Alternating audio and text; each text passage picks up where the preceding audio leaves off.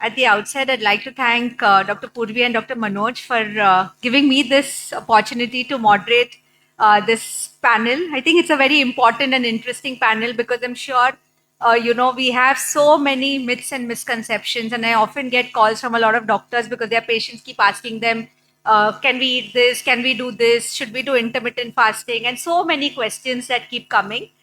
So let me, without any ado, I would like to invite all the panelists for this very interesting panel discussion of Feast of Myths and Buffet of Facts. So our first panelist is Dr. A.G. Unnikrishnan. I don't think he requires any introduction, but just to give you a very brief intro, he's an endocrinologist and CEO of Chelaram Diabetes Institute, Pune, a leading diabetes institute in India and an International Diabetes Federation certified center for education and excellence in diabetes care. Welcome, sir.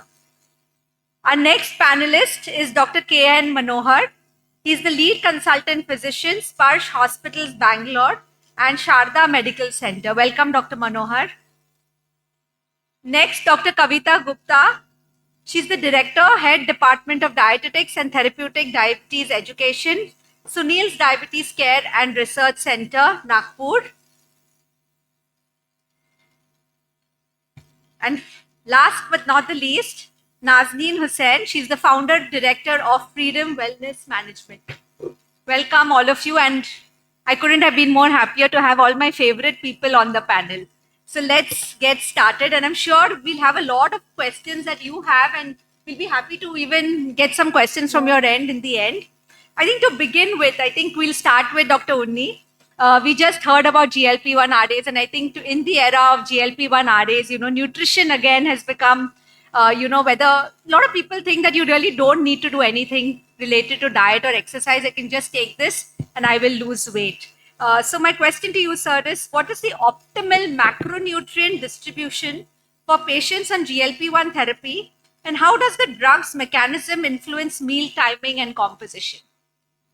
So I think, as Cheryl rightly said, people don't give enough importance to the value of nutrition as an adjunct to GLP-1 therapy. That's the first thing I want to say. I'm not aware that the macronutrient the constitution is vastly different, Right. but I think it's important to attend to the protein intake, which of course nutritionists are the experts. I think one of the things to remember is that people with GLP-1 therapy have a lot of nausea, vomiting. So it's important that they don't eat spicy food, that they don't drink water on top of a full meal because that might cause vomiting. Eat small, frequent meals. I also tell them not to exercise immediately after eating food. These are some of the things. Otherwise, what I find, there was a recent study which looked at how the taste preferences of these people are changing. People on GLP-1 have now less preference for fatty foods and have no more desire for fruits, vegetables, and fibers, and so sort of healthier foods. Keeping that in mind, I think the protein intake becomes an important challenge. If you ask me personally, protein intake is important. Strength training is equally or more important because keep that muscle mass on. There is a rule of four. For every 3 kilos of fat loss, there's 1 kilo of lean body mass lost.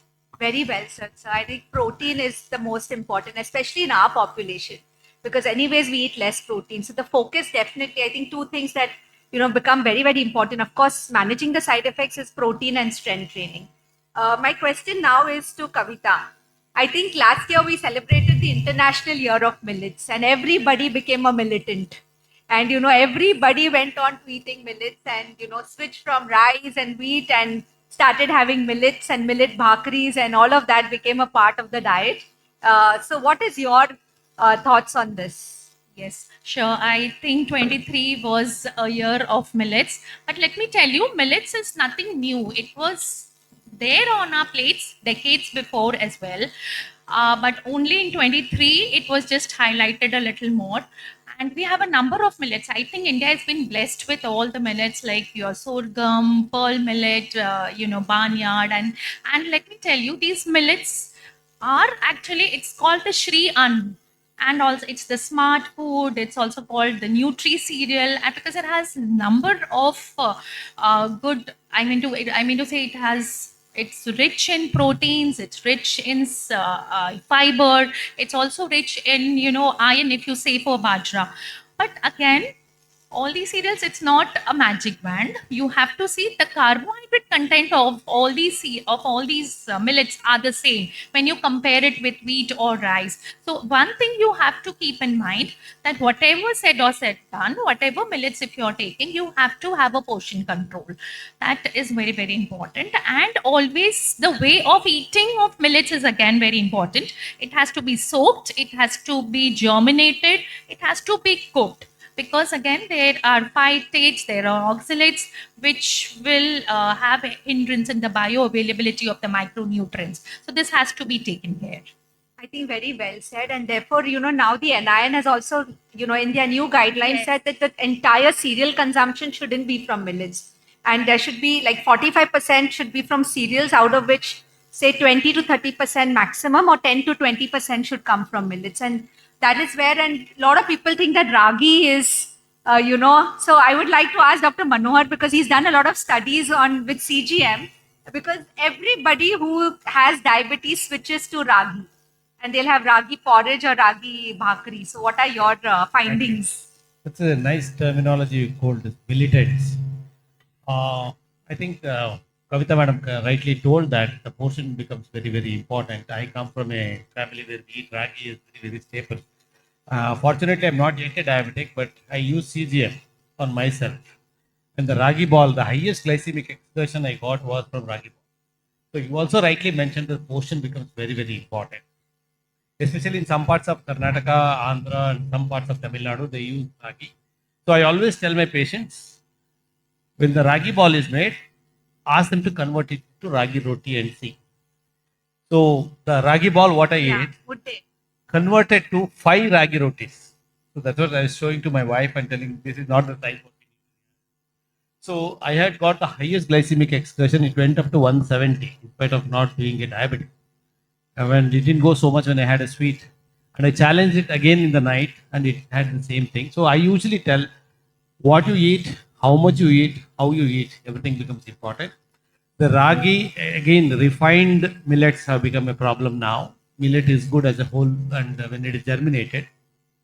So you convert that ragi porridge, ragi ball, and ragi roti can be very, very different. I could swallow that ragi ball, what was given, but it was converting into 4 or 5 ragi rotis, which nobody can eat. And then we eat the rotis very slowly and with some curries and so many other fiber and vegetables. So that is the most important emphasis what we need to make. And so I always tell my patients, convert it into ragi roti and then you measure it Yeah, for and yourself. couple it with good amount of protein and fiber, and always fiber and protein, and then move on to eating the remaining meal. So food order also becomes important. And very interestingly, one of my patients, he's from here only, BKC area, this side, and he was surprised. He had 3 ragi idlis, and he saw a huge spike in blood glucose. And he said, "I ate healthy. Why did my glucose go so high?" And then, I mean, for him, I think that has made a world of a difference. That with the CGM, you can actually see how food is actually, how is your glucose levels responding with each food that you eat. I think the next question is to Nazneen, because I think Ganpati is coming. Then now I think all festivals will start coming. And suddenly you will see Instagram reels on how to make modak with jaggery, and they call it sugar free. And then you'll have a lot of sugar free items being sold. And then we think that, okay, it's sugar free, I can eat it by the kilo. So, what are your thoughts on all the different kinds of sugars that are there in the market? Thanks, Cheryl. I think it's an extremely pertinent question. So I think sugar is actually an emotion. Like you see the Cadbury's ad, आज पहली तारीख है कुछ मीठा हो जाए. And people somehow have made this very strong relation of being happy with a sweet. So I think somewhere even culturally it's ingrained into us. So that behavior definitely needs to be said. Natural sugars, good, honey, dates. Today even FSSAI has changed the labeling. So if a lot of brands which were actually made with even dates now come into the added sugar level. So I think it's no longer, it is natural sugar, but it is still sugar. So that's a very important thing. The sugar alcohols, again, like the sorbitol, malitol, erythritol, mostly coming in disguise for all the packaged foods. Okay, and I think we really need to teach our consumers to just flip back and read these. So it is a sugar alcohol, it is still sugar, and you will have the same spike. The next one is all these syrups, agave syrup, brown rice syrup, maple syrup. And most people think, अरे ये तो sugar से better है, but it is still sugar. Yeah, and then comes the sweeteners. So whilst we have stevia and monk food, which are fairly better received, a lot of the other whilst a lot of studies have been done and it is classified as safe. Some studies also still show that there is a gut microbiome alteration. So advice needs to be given to the patients. Then don't go overboard with the sweeteners. There will be some kind of a dysbiosis. So I think this entire gamut of sugar is important. Even when we say sugar free, if it is sugar free, then it is more oily or more buttery. So the free version, and people tend to eat much more. So then the portion size gets skewed. So even when a patient is looking for a sugar free version, you need to tell them that it will still, because it's sugar free, it will be maybe more high in fat or more high in salt to make it more palatable. So the balance definitely needs to be done over there. I think very well said. And now, monk fruit. I that just, yeah, to sure. permit, yeah. I always have a comparison like petrol, diesel, or kerosene, or sugar, jaggery, or honey. It is almost similar. Yes, that's what. So you should always try to compare and tell them that this is how it is. So go for the portion size. So I just wanted to highlight that jaggery has a high glycemic index. People feel, अच्छा शक्कर नहीं ले सकते तो गुड़ ले सकते हैं. So again, that thing is important. Yeah, we do have the date sugar, the other sugars which have a low GI and Like can be coconut taken. sugar. The coconut sugar, which can be taken. Yeah, but it is also But expensive. again, sugar is sugar. The thing is, it is expensive. So coconut sugar and all of them are expensive. So again, we have to look at economics. I think most of the time, we dietitians, sometimes people say you go to them and then suddenly all the expensive foods are recommending. So that is not true. So these are expensive maybe once in a way. And like you said about monk fruit, the thing is, in India we get monk fruit with erythritol because monk fruit by itself is expensive. So it needs a carrier which is erythritol, and there's emerging evidence now to show that erythritol has clotting risk. So there is now, even erythritol is not safe, and first erythritol was used left, right, and centers in all your keto products. So now we are very careful about erythritol as well. And what I would, in fact, a lot of my children with type 1, I say use sugar, count the carbs, and use it in moderation once in a way. I think that works well. Correct. I think my next question again to Dr. Undi sir, because I think he has seen so many people with GLP-1 RAs, so many patients that he's had right from the clinical trial to now. So what is your observation in terms of sarcopenia or muscle mass, and how can we actually preserve muscle mass? What are the kind of, tips and tricks that you give your patients to manage this very important and critical aspect? I think first and foremost, before starting a GLP-1, I think it's important to get a baseline body composition. I mean, DEXA is a gold standard and everybody knows that, but doing a simple bioimpedance is not at all expensive. What it tells you is that it will tell you what is a baseline fat, muscle, etc. Then when the patient has lost weight, you will be able to make out how much is muscle, how much is fat. How often to do? DEXA has radiation, so you can't keep on doing it. The body composition BCA by bioimpedance will change as early as 1 month, but we don't do it every month. I maybe order it every 6 months. Sometimes I order it immediately after 3 months. For example, one of my patients lost almost 20 kilos on an anti-obesity injection. Suddenly he lost so much, so I was worried. And when I did the body composition analysis, I found yes, he lost 20 kilos, but about 4 kilos was actually lean body mass. I think few things to look at it is to increase the protein intake. But again, I think the nutritionist has to be there to advise protein. We as doctors cannot tell the patient, "Ab protein khao, protein kis mein hai?" You eat dal, tofu, paneer, soya, chana, dahi. This is not the way to do it. We have to work with the nutritionist, and if the patient is already taking protein, what better we can do? So I think, and also which is a more digestible protein, which protein has less fat, which protein is going to help the patient. Plant-based protein, for one, is a very good form of protein. It's a high quality, good protein which goes beyond the mere 20 to 30 grams. So I think these are all things to help. Second is strength training. In fact, every patient who comes for a GLP-1 assessment, we have a obesity assessment which includes, after the GLP-1 is prescribed, they mandatorily have a 15 to 20 minute, 30-minute strength training session so that they build that.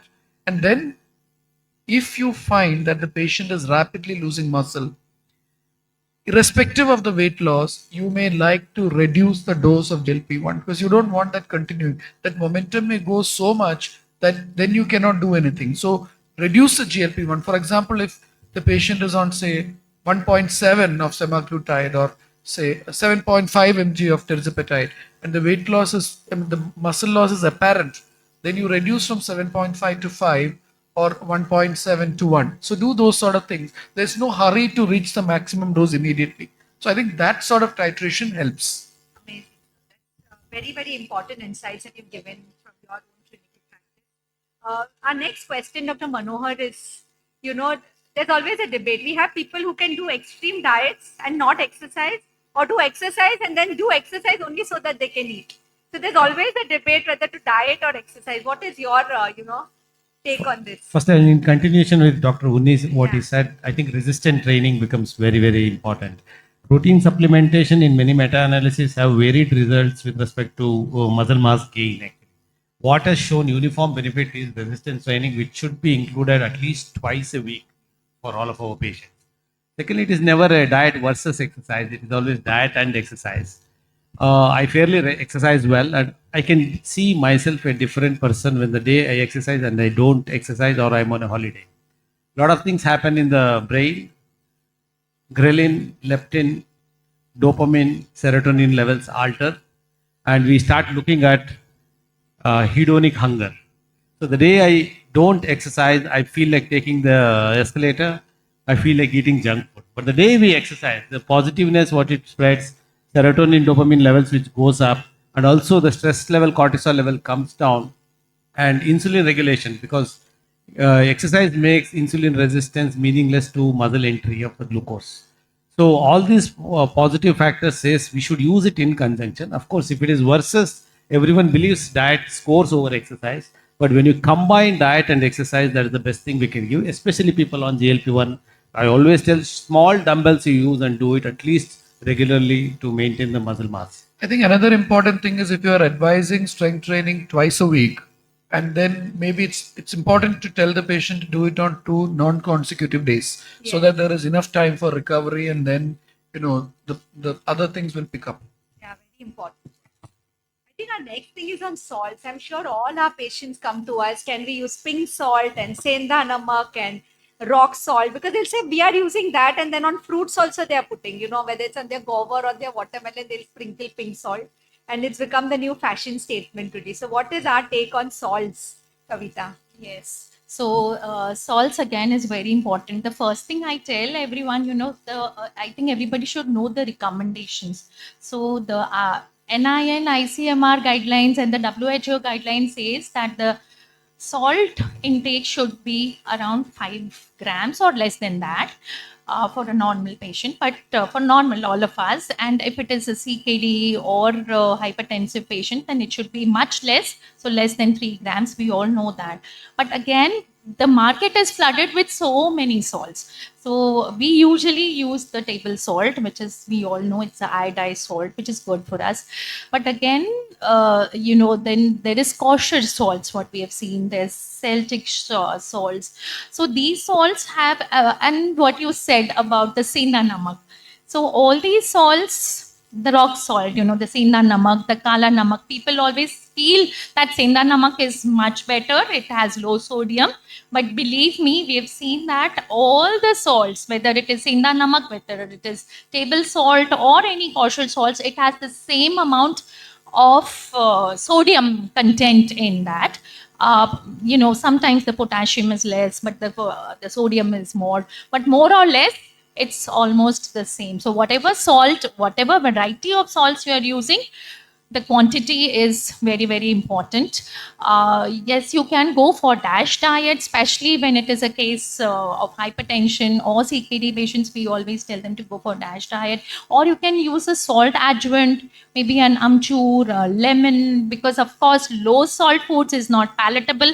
So we always tell them to use this adjuvants, which is, which gives palatability to the food. That's very important. And of course, I would just like to highlight on the Lona salts, because the moment we tell them don't have reduce the quantity of salts, they switch over to the Lona salts, which is potassium salts. And yes, we cannot ask our CKD patients or hypertensive patients to go on these Lona salts. So whatever variety of salt, it has to be So less. glad you highlighted on Lona salt because everybody switches to Yes. Lona. And You can't. Yes, exactly. And that is a big thing today, And salt. we In also fact, we also have light salt. Yeah. Just now we just saw, like, we have light. You get LITE, light salt. So again, it is not that if you're going to use the light salt, you can sprinkle a little more, you can eat a little more. No, it's not that. And moreover, the Indian savories, the snacks, what we are eating, it's really pretty too much of salt. I think in most of the review articles, and it has shown that the sodium intake of Indians is very high. The salt intake is going to almost more than 10 grams per day, which is really very high. So we need to cut down on that savories as well. another thing is, in fact, I just came across a study and where they compared pink salt with your regular salt, and they saw that there was no difference in terms of blood pressure reduction. So it did not, I mean, we have evidence today to show that actually pink salt doesn't really score, and sometimes because the saltiness is less, you end up actually using more amount of salt if it is low salt. So the message is very clear that use the regular salt, iodized. And I think that's what all of us are like emphasizing on. Regular is always better. Now my question to Nazneen, because we're all going plant-based and a lot of people becoming vegan today and everybody switching to plant-based milks. So we have almond milk and cashew milk and rice milk and oat milk and so many different kinds of milk. So what are the let's bust some myths around plant milks. Okay. So overall, whilst a plant-based diet is preferable, we've seen a lot of studies that it helps in reducing inflammation. But milk per se, I think, if you look at, say, soya, is still better in terms of its protein content. However, if you look at almond milk, one, that it's very expensive, and the protein is only 1 gram, so it's extremely little. Yeah. If you're looking at rice milk or oat milk, again, the protein content is really little. There is no calcium. So once we're looking at all these plant-based milk, there is a lot of room. Either we fortify the product or we kind of pair it with, a better product. Many a times, although it is plant-based, it is heavily laden with sugar. So you get the flavored milk, and parents think that okay, it is vegan and it is plant-based, and they want to get off the normal milk, so they're giving very, very high sugary milks. So again, you're low in protein, you're also added a lot more sugar. So I think those are some of the challenges. And so when you're looking at milk, you're definitely looking at calcium, you're looking at protein. So this gap needs to be filled then via the diet. Some of the, if you're having whole plant based foods, still you get the benefit of the fiber, but in the milk, the fiber also is skimmed. So that again becomes a little bit of a challenge. So I think very well said. And soya milk only qualifies in terms of protein. In fact, oat milk has a lot of carbs. Yeah. So you will see that even when people take oat milk, it actually spikes up the sugar. And because it's liquid form, it spikes up the sugar pretty rapidly. And in fact, recently there was a directive by FSSAI where they very clearly said that you cannot call these plant-based milks as milks. They do not qualify to be milks because they're not a good source of protein nor calcium. And they should be called as beverages. So they are plant beverages and not plant milks. So that was a directive which was recently passed by FSSAI. I think my last question now, I mean, we can take more questions definitely from the audience, but we can have Dr. Manohar. One Yeah. question: if someone is lactose intolerant, I've got this doubt now. Which would you suggest? Uh, Any of that? if you're lactose intolerant, you can still try the buttermilk or the curd. Like there is a very beautiful study in India that people in North India are better tolerant to lactose because they're always used to eating more dairy, more. But so in southern India, because the curd, the paneer, the buttermilk is preferred because there is a slight lactose conversion. So in that sense, you don't still completely have to go off dairy. If you still have to choose, then soy milk could be a good And choice. Dr. Manoj, nowadays you get lactose-free milk. In fact, there's a brand which makes lactose-free Amul milk. also Very, makes, yeah, I didn't take the name. I didn't. But there are brands which make lactose-free milk, and that works very well. And it's pretty economical as well. So that's fine. I think again now my question to Dr. Unni sir, because people who want to go. In fact, nowadays we are getting calls from people saying we want to go on to these GLP ones today. Like they know there's no patience. I want to do it today. But then one is that how long do they need to continue it? Can they ever stop it? That's the first question. And once they stop, there's always fear of weight regain. So what has been your experience in this regard? So I think the data is very clear, and that is also borne out by experience. Is that, for example, there's a study with tirzepatide. They gave it for 2 years. People lost about 20 to 22% body weight. At the end of 2 years, this group was randomized into two groups. One group stopped tirzepatide, the other continued it. Now, in the group that continued it, the 20% weight loss came down to 22 to 25%. And the group which stopped it, there was a 9 to 10% increase in weight loss, in weight gain. So that means if you stop it in half the patients, there's a chance that half the weight will come back. Now that's an average chance. So after that, what happens? Nobody knows. There's no data. So we can say that at the maximum that patients can take it for 2 years, you can stop it. If you stop it at the end of one more year, there is a 50% weight regain, and only after understanding that, patient should be willing to take it.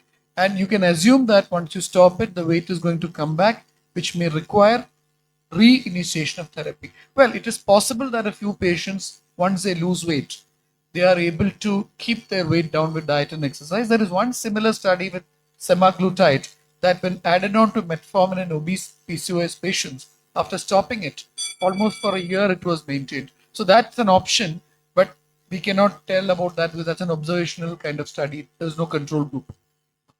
So much. I think we don't have any more time, but does the audience have any questions to ask? Maybe we can take one question. Kinjal, we can't, or we can? We can take one question. Yeah, okay. You'll have to go to the back. Maltodextrin, that's the question. Again, still sugar. A lot of formulations are using it, but we need more evidence and restricted amounts. In fact, there is resistant maltodextrin now. That could be maybe another solution. But yeah, So look at your your resistant starch. any other questions? I think we've had a very, very enriching session. I mean, it's been wonderful. We've really busted a lot of myths and served a lot of facts. I think we've had a good Friday, myth busting session. So thank you so much for patiently listening in, and thank you so much to our wonderful panelists for doing such a wonderful job. Thank you so much. Thank you. Thanks.